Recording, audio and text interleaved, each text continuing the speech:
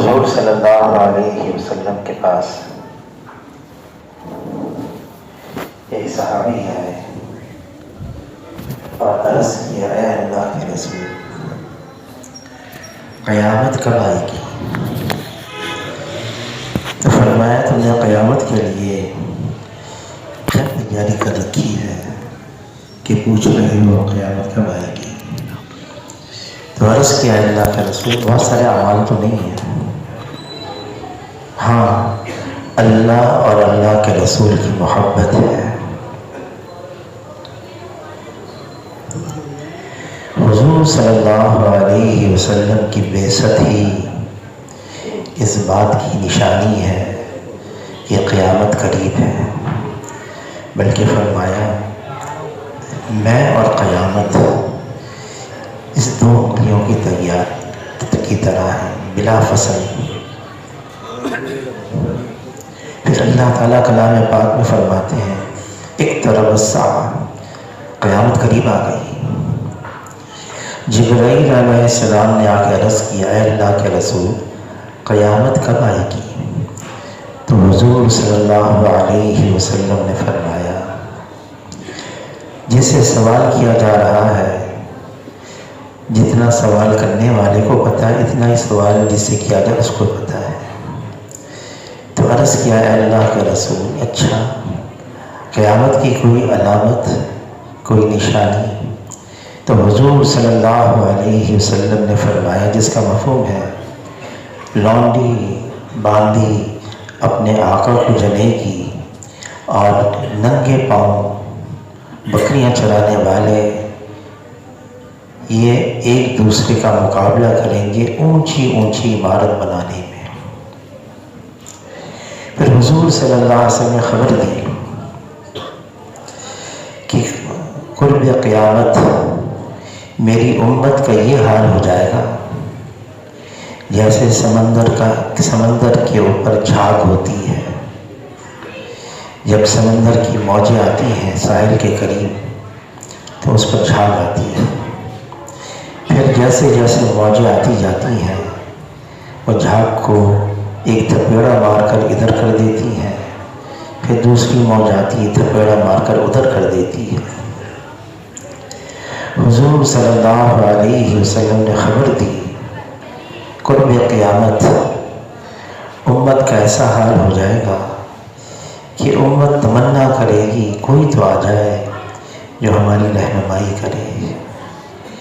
پھر حضور صلی اللہ علیہ وسلم رات کے وقت مسجد نبی میں آئے ایک موقع پر اور صحابہ کا مجمع، اور فرمائے، لوگو اللہ کو یاد کرو، لوگو اللہ کو یاد کرو کہ قیامت کا زلزلہ اور سور پھونکنے کا وقت آ رہا ہے اور قیامت اپنی ساری سختی سمیت آ رہی ہے۔ تو سور پھونکنے کا وقت فرمایا، جس کا مفہوم ہے کہ اسرافیل علیہ السلام پوری پوزیشن کے اندر ہے، سور قریب ہے ان کے منہ کے، صرف اللہ کے امر اور حکم کا انتظار ہے، اللہ کا حکم آ جائے اور وہ سور پھونکے۔ قیامت کے قریب بہت ساری چیزیں ظاہر ہوں گی، ان میں سے کئی چیزیں ظاہر ہو گئی ہیں اور کچھ ظاہر ہونے والی ہیں۔ عقبہ بن عامر رضی اللہ تعالیٰ نے عرض کیا، نجات کس بات میں؟ تو حضور صلی اللہ علیہ وسلم نے اپنی زبان مبارک کو دو انگلیوں کے درمیان میں رکھ کر فرمایا، اس کو قابو رکھنا، زبان کو قابو رکھنا، اور اگر گھر میں گنجائش ہو تو گھر میں بیٹھے رہنا، بلا ضرورت گھر سے باہر نہ جانا، اور فرمایا گناہ کو یاد کر کے روتے رہنا۔ تین باتیں فرمائی۔ پھر جب قیامت قریب آ جائے تو حضور صلی اللہ علیہ وسلم نے یہ خبر دی، فتنے ظاہر ہوں گے، اور ایسے فتنے ظاہر ہوں گے، آزمائشیں، امتحانات، کہ اگر ان میں سے ایک بھی کسی بھی سابقہ امت پر آ جاتا وہ تو ختم یہ تو حضور صلی اللہ علیہ وسلم کی امت ہے کہ اللہ تعالیٰ ان تمام آزمائشوں سے نکالتے چلے جائیں گے، بلکہ خبر دی کہ ایسے ایسے فتنے آئیں گے کہ جیسے تسبیح کا تاغا ٹوٹتا ہے اور دانے پھر ایک کے بعد گرنا شروع ہو جاتے ہیں، فرمایا ایسے فتنے آئیں گے، اور جو نیا فتنہ آئے گا وہ پہلے فتنے سے زیادہ شدید ہوگا، زیادہ سخت ہوگا۔ پھر حضور صلی اللہ علیہ وسلم نے خبردار کیا کہ جب ایسے وقت آ جائیں، ایسے حالات بن جائیں تو آدمی فکر مند ہو جائے، اللہ کی طرف متوجہ ہو جائے۔ بلکہ حضور صلی اللہ علیہ وسلم صحابہ کرام کو ہر وقت فکر مند رکھتے تھے۔ ایک موقع پر مسجد نبوی میں مجلس لگی ہوئی ہے، زوردار دھماکہ ہوا تو جبرائیل علیہ السلام آ گئے، صحابہ کرام سہم گئے۔ حضور صلی اللہ علیہ وسلم نے پوچھا کیا قیامت آ گئی ہے؟ فرمایا نہیں، جب سے اللہ نے جہنم کو بنایا تو ایک بہت بڑا بہت وزنی پتھر جہنم کے اوپر سے پھینکا گیا، آج جا کے وہ جہنم کی تہہ پر پہنچا ہے، اس کی آواز آئی ہے۔ پھر حضور صلی اللہ علیہ وسلم نے خبر دی، دیکھو قیامت کا دن بڑی دہشت کا وحشت کا وقت ہوگا، اور وہاں انسان ہوں گے اور ایک دوسرے سے بھاگ رہے ہوں گے، اور انسان اتنے پریشان حال ہوں گے، اتنے پریشان حال ہوں گے، نفسا نفسی، کوئی کسی اور کو نہیں پہچانے گا۔ تو عرض کیا اللہ کے رسول، آپ یوں بات فرما رہے ہیں کہ حشر کے میدان میں جتنے انسان ہوں گے وہ ایسے ہوں گے جیسے ماں کے پیٹ سے پیدا ہوتے بغیر لباس کے، سب بغیر لباس کے ہوں گے۔ وہاں حیا کا کیا معاملہ ہوگا؟ تو فرمایا ایسی دہشتناک وقت، ایسی دہشتناک کا وقت ہوگا، ایسی وحشت ہوگی، ایسی گھبراہٹ ہوگی کہ کسی کا ذہن بھی اس طرف نہیں جائے گا، کسی کا ذہن نہیں جائے گا اس طرف۔ حضور صلی اللہ علیہ وسلم ساری امت کو خبردار کر رہے ہیں، دیکھو اس دنیا میں آئے ہیں وہاں کی تیاری کے لیے، فرمایا دنیا خلقت لکم، اس دنیا کو بنایا اللہ نے تمہارے لیے، یہ سارا نظام یہ ہمارے لیے ہے، لیکن آگے فرمایا وَإِنَّكُمْ خُلِقْتُمْ لِلْآخِرَةِ، تمہیں اللہ نے بنایا آخرت کے لیے، ہمیں سب کو پہنچنا ہے۔ 50,000 سال کا 50,000 سال کا تو صرف حشر کے میدان کا دن ہوگا۔ دنیا کی زندگی 50 سال، 60 سال، 80 سال، 90 سال، چلے 100 سال۔ امام غزالی رحمۃ اللہ علیہ فرماتے ہیں صرف اس کو حشر کے میدان، اس زندگی کو حشر کے میدان کے وقت کے ساتھ موازنہ کرنی جائے 2 منٹ 2.5 منٹ کی بنتی ہے۔ جن قرآن کی صورتوں میں قیامت کا ذکر ہے، حشر کے میدان کا ذکر ہے، حضور صلی اللہ علیہ وسلم فرماتے ہیں جس کا مفہوم ہے انہوں نے مجھے بوڑھا کر دیا، یہ وقت آ رہا ہے، ہم نے کیا تیاری کر رکھی ہے، کیا کیا ہے؟ نشانیاں بہت ساری ظاہر ہو گئی اور بہت ساری اب ظاہر ہونے والی ہیں، قریب ہے۔ حضور صلی اللہ علیہ وسلم نے خبر دی کہ دیکھو قیامت جب آئے گی اس سے پہلے تو دجال بھی آئے گا، فتنہ دجال، اور فرمایا کہ ہر نبی نے اپنی اپنی امت کو اس فتنہ دجال سے ڈرایا ہے، ان کو سمجھایا ہے، اور فرمایا کہ میں یہ فتنہ میری امت کے لیے ہے، اور میں بتاتا ہوں جو پہلے کسی نبی نے اپنی امت کو نہیں بتایا۔ وہ ایک آنکھ کا ہوگا، کانا ہوگا، اس کی پیشانی پر کافر لکھا ہوا ہوگا، جو ہر ایمان والا اس کو پڑھ لے گا، اور پھر وہ 40 دن کے اندر ساری دنیا کا چکر لگا دے گا۔ جو اس کی سواری ہوگی، جو خچر ہوگا، یوں فرمایا جس کا مفہوم ہے جو خچر ہوگا جس پر وہ سوار کریں گے، اس کی ایک کان سے دوسرے کان تک 60 یا 70 ہاتھ کا فاصلہ ہوگا۔ پھر فرمایا جس کا مفہوم ہے کہ اس کے ایک جانب دائیں جانب ایسی چیز ہوگی کہ لوگ دیکھیں گے تو جنت ہے، اور بائیں جانب ایسی چیز ہوگی لوگ کہیں گے تو جہنم ہے، اور اللہ تعالیٰ اس کو دجل ہوگا، فریب، ایسی طاقت دے دیں گے، نظر آئے گا طاقت کہ ایک جگہ جائیں گے، بڑی لہلاتی کھیت، ان کھیت والوں سے کہیں گے مجھے مانو۔ پہلے وہ نبوت کا دعویٰ کرے گا، پھر خدائی کا دعویٰ کر دے گا، مجھے مانو۔ جو مانیں گے ان کی کھیت لہلاتی ہوگی، جو نہیں مانیں گے ان کی کھیت جل جائے گی۔ پھر اللہ تعالیٰ دجال کو مدینہ منورہ میں داخل ہونے سے روک لیں گے، مدینہ میں داخل نہیں ہو سکے گا۔ یہ احد پہاڑ کے اوپر چڑھے گا، اس سے اندر داخل نہیں ہو سکے گا۔ احد پہاڑ کے اوپر چڑھ کر چڑھے گا تو اپنے لوگوں سے کہے گا دیکھو وہ رہا محمد صلی اللہ علیہ وسلم کو سفید محل، صحابہ کرام حیران، مسجد نبی تو جھونپڑی کی طرح ہے، کچی ہے، لیکن وہ کہے گا یہ ہے سفید محل، یعنی اس وقت مسجد نبی کا یہ حال ہو جائے گا۔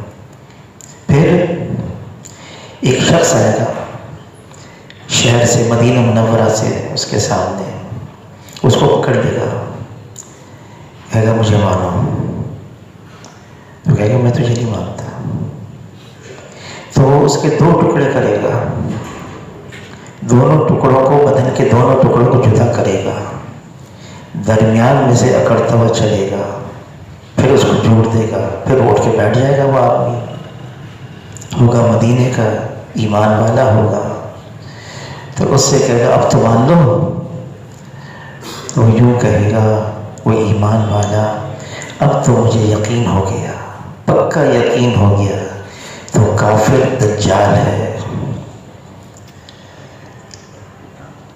اور کہے گا کہ حضور نے یہ خبر دی ایسا ہونے والا ہے، اور ایسے شخص کے ساتھ تو ایسا معاملہ کرے گا، وہ شخص میں ہوں۔ پھر وہ دجال اس کو مارنے کی کوشش کرے گا، نہیں مار سکے گا، اس کا دجل اس وقت فیل ہو جائے گا، بیکار، وہ بھاگے گا، اس کی سواری ہوگی اور پہاڑ کے اس جانب اپنی سواری پر سوار ہو کے، اور پھر عیسیٰ علیہ السلام کا ظہور ہوگا، اور عیسیٰ علیہ السلام فرشتوں کے ذریعے سے دمشق کی جامع مسجد کے ایک مینار پر اتارے جائیں گے، اور پھر لوگ آ کے دیکھیں گے ہاں کہ یہ تو عیسیٰ علیہ السلام ہے، پہچان لیں گے۔ ایک سیڑھی لائی جائے گی اور سیڑھی کے ذریعے سے ان کو اتارا جائے گا عیسیٰ علیہ السلام کو۔ امام مہدی کا تو ظہور ہو چکا ہوگا، تو امام مہدی ان کو خبر ہوگی کہ عیسیٰ علیہ السلام آ گئے ہیں، ایک بہت ہی تیز رفتار گھوڑے پر آدمی بھیجیں گے کہ جا کے تصدیق کر کے آؤ، تصدیق کریں گے عیسیٰ علیہ السلام۔ پھر جب دجال مقام لوط پر پہنچے گا، مقام لوط پر پہنچے گا تو وہاں اس کو قتل کر دیا جائے گا۔ یہ ساری نشانیاں بتائیں۔ پھر آجوج ماجوج بھی، جو ذوالقرنین نے دیوار بنائی وہ ٹوٹ جائے گی، وہ آزاد ہو جائیں گے، اور پھر مسلمان ان سے بچنے کے لیے ایمان والے پہاڑوں پر چڑھ جائیں گے، اور غذا کیا ہوگی؟ وہ کہیں گے سبحان اللہ، ان کی بھوک مٹ جائے گی۔ وہ کہیں گے الحمدللہ، ان کی پیاس بجھ جائے گی۔ وہ کہیں گے اللہ اکبر، اور ان کے بدن میں غذائیت آئے گی۔ وہ اللہ کا ذکر کریں گے اور یہ اس وقت ان کی غذا ہوگی۔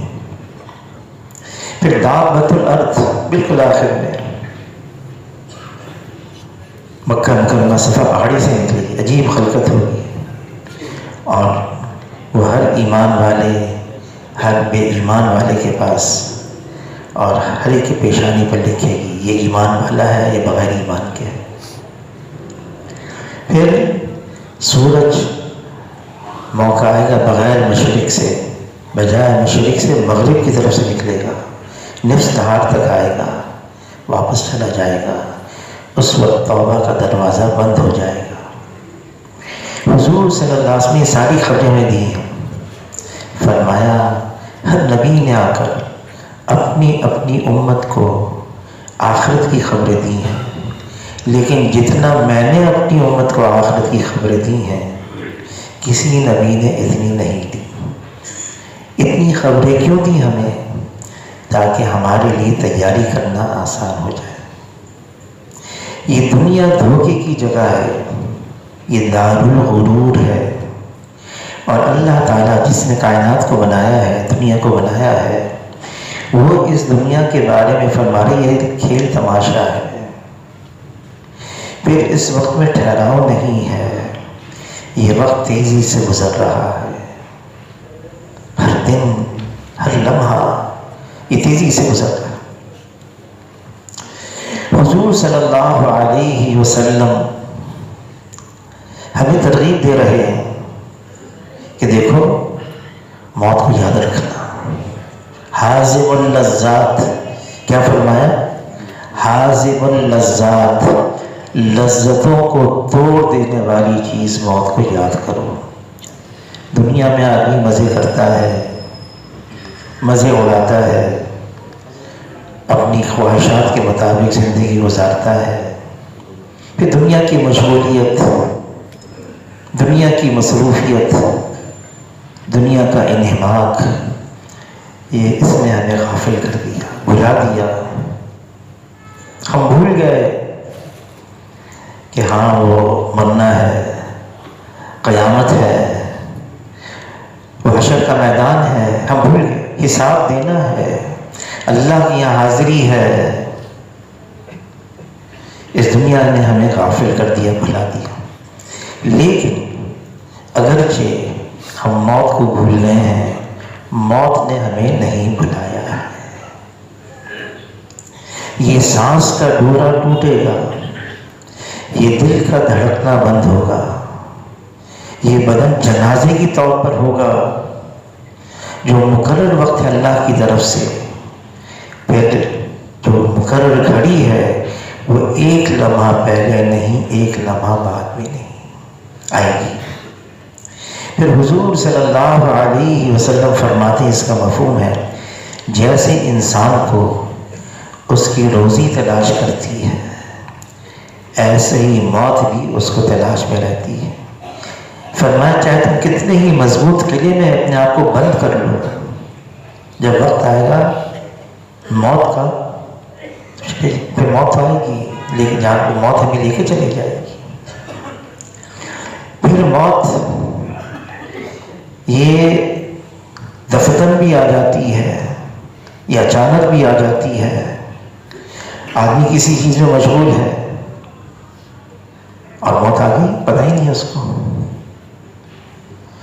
کوئی یہ نہیں کہہ سکتا کہ میرا اتنا وقت اب باقی ہے، 10 دن باقی ہیں، 10 مہینے باقی ہیں، 10 سال باقی ہیں، کوئی نہیں کہہ سکتا۔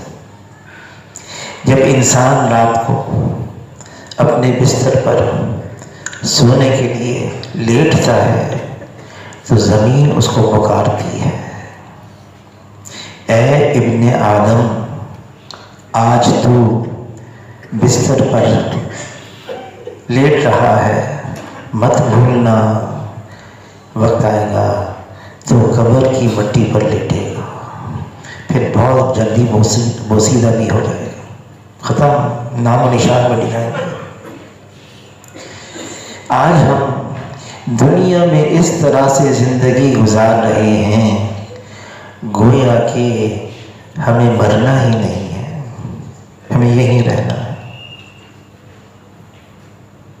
حضور صلی اللہ علیہ وسلم فرماتے ہیں جو کچھ مجھے معلوم ہے نا تمہیں معلوم ہو جائے، تم ہنسنا کم کر دو، رونا زیادہ کر دو، رات کو بیویوں کے ساتھ لذت اٹھانا چھوڑ دو،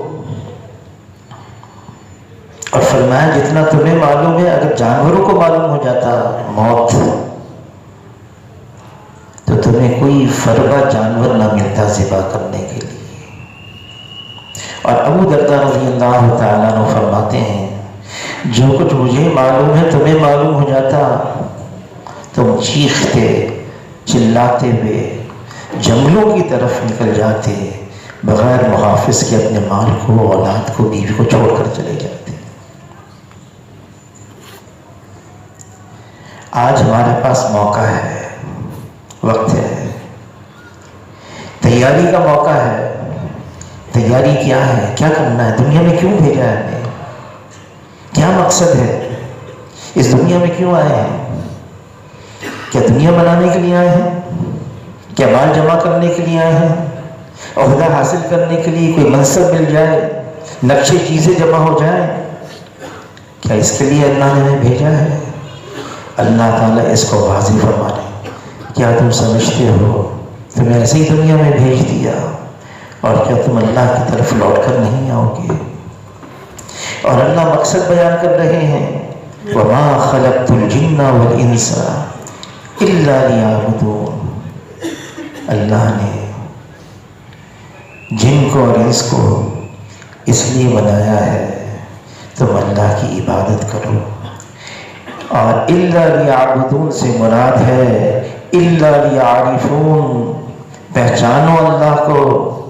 یہ وقت اس لیے ملا ہے ہمیں جس کے پاس ہم لوٹ کر جا رہے ہیں وہ ہمارا خالق، ہمارا مالک، ہمارا پالن ہار، ہمارا پروردگار، ہمارا حاجت روا۔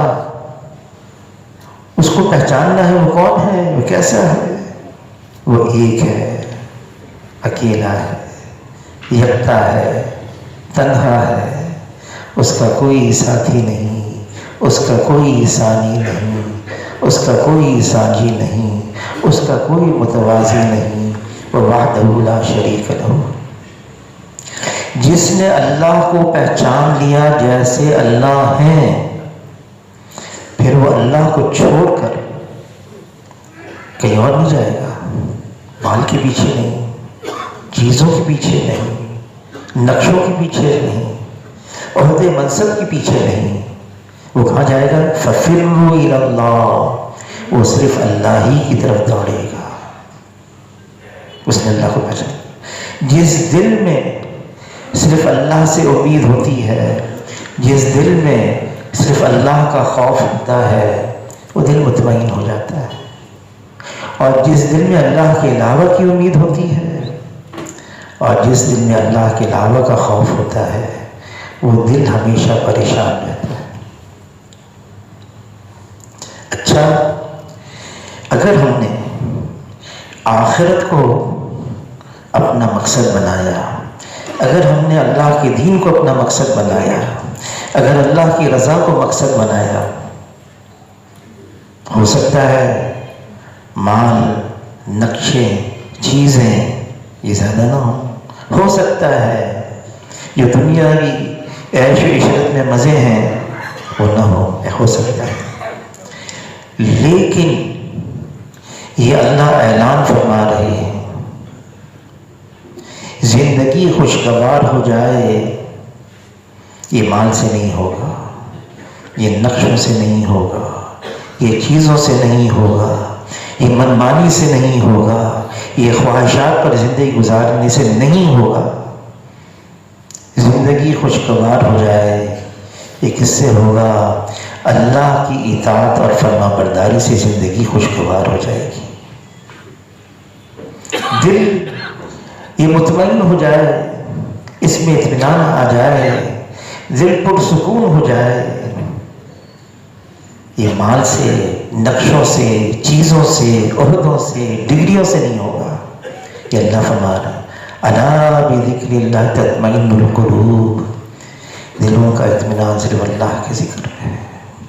اللہ سے تعلق پیدا ہو جائے، بعض اوقات ہوتا ہے حالات بہت خراب ہو جاتے ہیں ظاہری، لیکن دلوں کا اطمینان تو اللہ کے ذکر میں ہے۔ صحابی کا واقعہ آتا ہے کہ اللہ نے ان کو ایک بچہ دیا، میاں بیوی کا لاڈلا تھا، یہاں تک کہ حضور صلی اللہ علیہ وسلم کا بھی وہ لاڈلا بن گیا، چلنے لگا، رینگنے لگا، چھوٹا سا تھا، معصوم سا، بیمار ہو گیا، بخار ہو گیا، بہت بیمار، انتقال ہو گیا۔ صحابی کام سے آئے شام کو، بچے کا کیا حال ہے؟ کہا اطمینان ہے۔ جب بیوی نے کہا اطمینان ہے تو ان کو بھی اطمینان آ گیا۔ خیر رات کو جیسے میاں بیوی ملتے ہیں ایسے ملاقات ہوئی، ملاب ہوا۔ صبح کو فجر کی نماز سے پہلے بیوی نے کہا میں آپ سے ایک بات کرنا چاہتی ہوں۔ کیا؟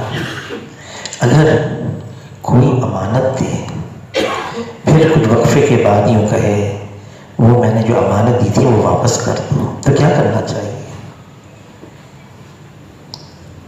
تو شوہر نے کہا بھائی اس کو واپس کر دینی چاہیے، امانت تھی واپس کرو۔ اب بس میں یہی کہنا چاہتی ہوں اللہ نے ایک امانت دی تھی واپس لے لی، لیکن گھبراؤ مت۔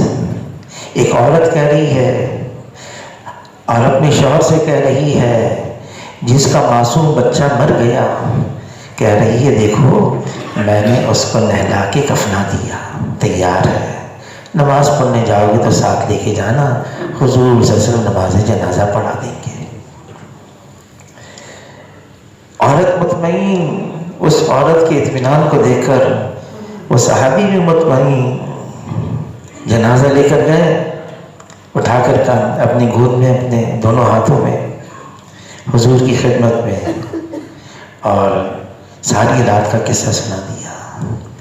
حضور صلی اللہ علیہ وسلم نے برکت کی دعا دی، برکت کی دعا دی۔ ان کی نسلوں میں کتنے حافظ ہوئے، کتنے قرآن اور کتنے عالم بنے، دیندار بنے، مبلغ بنے۔ اطمینان تو ایک دل کی کیفیت کا نام ہے۔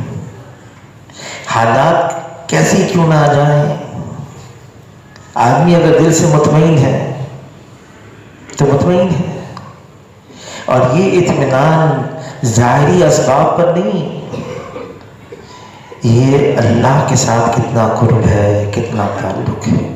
جس دل کے اندر اللہ کی محبت نقش ہو گئی وہ دل مطمئن ہو گیا، وہ دل منور ہو گیا، اس کو پھر کہیں اور جانا نہیں، اطمینان ہے۔ کیوں؟ اس لیے کہ اللہ میرے ساتھ ہے، اللہ میرے ساتھ ہے۔ اور اللہ تعالیٰ کلام پاک میں فرماتے ہیں الیس اللہ بکاف عبدہ، کیا میں اپنے بندے کے لیے کافی نہیں ہوں؟ یہ سوال ہے اللہ کا، اللہ ہمارے لیے کافی ہے۔ حضور صلی اللہ علیہ وسلم چھوڑ کے نکلے ہیں ہجرت کے لیے، اور کتنے آدمی ہیں، 100 آدمی تلواروں کے ساتھ، کہ ہم حضور کو یہاں سے نکلنے نہیں دیں گے، زندہ انتظار میں۔ لیکن حضور صلی اللہ علیہ وسلم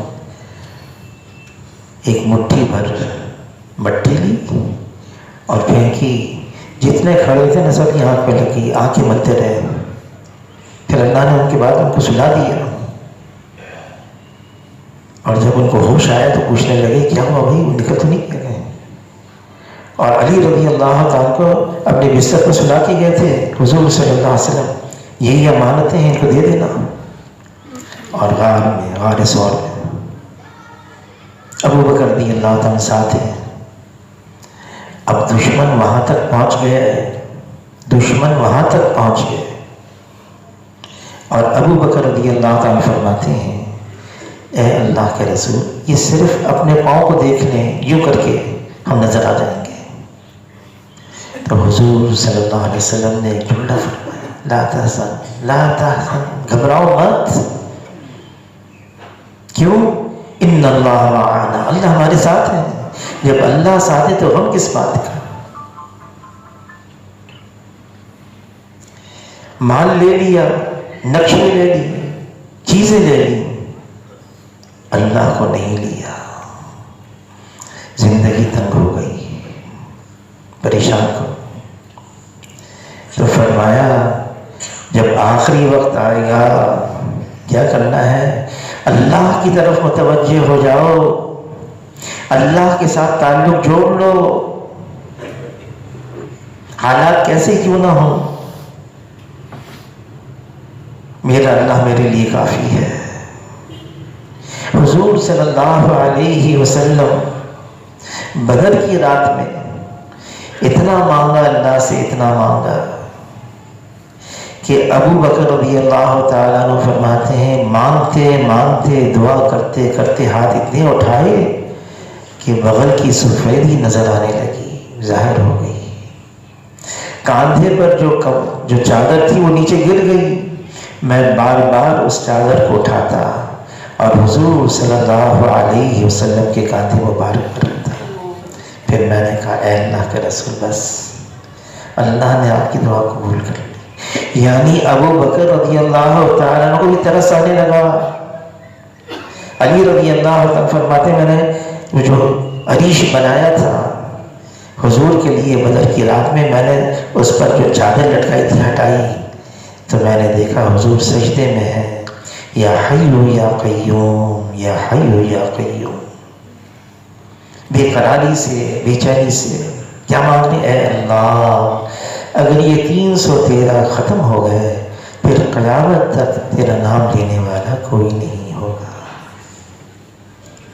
لیکن مطمئن صبح کو آئے، باہر آئے، صحابہ سے فرمانے دیکھو یہ وہ جگہ ہے جہاں ابو جہل کی لاش ہوگی، یہ وہ جگہ ہے جہاں ولید کی لاش ہوگی، یہ وہ جگہ ہے جہاں شیبہ کی لاش ہوگی۔ ایک ایک کا نام لیتے، نشاندہی کرتے، اور صحابہ کرام فرماتے ہیں ایسا اطمینان ہو گیا، حضور نے فرمایا ہمیں یقین ہو گیا کہ ایسا ہوگا۔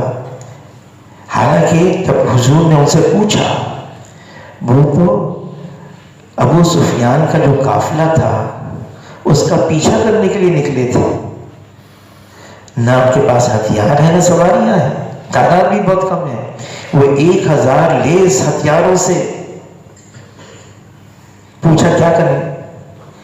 تو صحابہ نے عرض کیا اللہ کے رسول جنگ تو ہوتی ہتھیاروں سے، ہمارے پاس نہیں ہے، ہاں جان دینی ہے تو اس کے لیے ہم تیار ہیں، جان ہمارے پاس ہے، ہم جان دیں گے۔ وہ تو جان دینے کے لیے تیار تھے، لیکن کتنے 14 شہید ہوئے، ان کے 70 مارے گئے، کتنے ان کے قید ہو گئے، 70 قید ہو گئے۔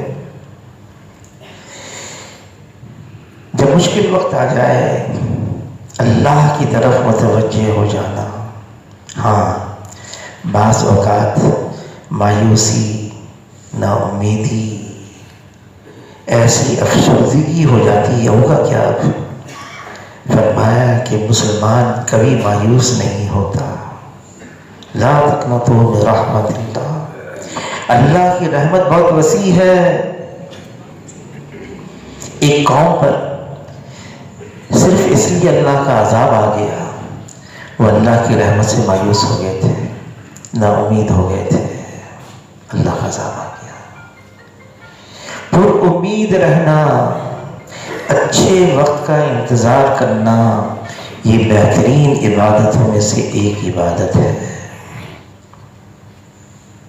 اچھا وقت آئے گا، اللہ تعالیٰ کلام پاک میں فرماتے ہیں ان مع العسر یسرا، ان مع العسر یسرا، ہر تنگی کے بعد آسانی ہے، ہر تنگی کے بعد آسانی ہے۔ کسی نے کہا ظلمت کا ہے بول والا کہ سورج ہے نکلنے والا، رات کا اندھیرا کتنا طویل ہو جائے آخر کار سویرا تو ہونے والا ہے۔ اور رات کا جو اندھیرا سب سے گہرا ہوتا ہے وہ صبح صادق سے پہلے ہوتا ہے. وہ اس بات کی علامت ہے، نشانی ہے، ان قریب سورج نکلنے والا ہے. اس بات کی نشانی ہے. اس امت کے اوپر بہت حالات آئے، مشکل حالات آئے، اللہ تعالیٰ نے ہم سب سے اس امت کو نکال دیا. ہاں قرب قیامت مشکلات آئیں گی، لیکن اللہ ان سے بھی اس امت کو نکالتے چلے جائیں گے. کرنا کیا ہے؟ اپنے آپ کو اللہ کی نافرمانی سے بچانا ہے. اللہ کی نافرمانی سے اللہ سے دوری پیدا ہو جاتی ہے، اللہ ناراض ہو جاتے ہیں.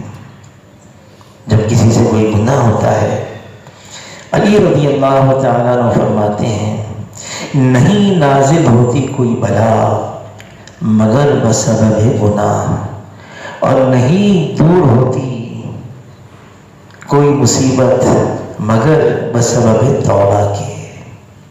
جب بندہ اللہ سے معافی مانگتا ہے، توبہ کرتا ہے، اللہ کے سامنے رجوع کرتا ہے، تو اللہ تعالیٰ مصیبت کو ہٹا دیتے ہیں. فرمایا جب تک حضور صلی اللہ علیہ وسلم بنفس نفیس اس امت کے اندر موجود ہیں، یا جب تک یہ امت استغفار کرتی رہے گی، اللہ تعالیٰ کوئی اپنا عمومی عذاب اس امت پر نہیں لائیں گے. جو استغفار کو لازم قرار دیتا ہے، لازم، فرمایا اللہ تعالیٰ ہر ضیق سے، ہر تنگی سے، ہر ہم سے، ہر غم سے اس کے لیے راہیں نکالتے ہیں، اور ایسی جگہ سے روزی عطا فرماتے ہیں جہاں سے وہم و گمان بھی نہیں ہوتا. کوئی بندہ توبہ کرتا ہے تو اللہ تعالیٰ اپنی عظمت کی قسم کھا کر، اپنے جلال کی قسم کھا کر، اپنے علو شان کی قسم کھا کر فرماتے ہیں اے میرے بندے تو توبہ کرنے کے لیے آیا ہے، میں تیرا استقبال کروں گا. پھر اللہ تعالیٰ یہ بھی فرماتے ہیں، حدیث قدسی ہے، اتنے گناہ لے کر آ کہ تیرے گناہ زمین اور آسمان کے خلا کو بھر دیں، آسمان کی چھت تک لگ جائیں، تو توبہ کر لے.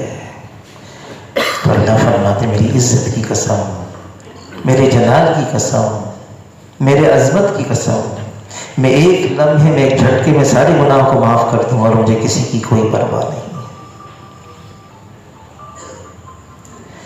یہ موقع ہے اپنی زندگی کو بدلنے کا.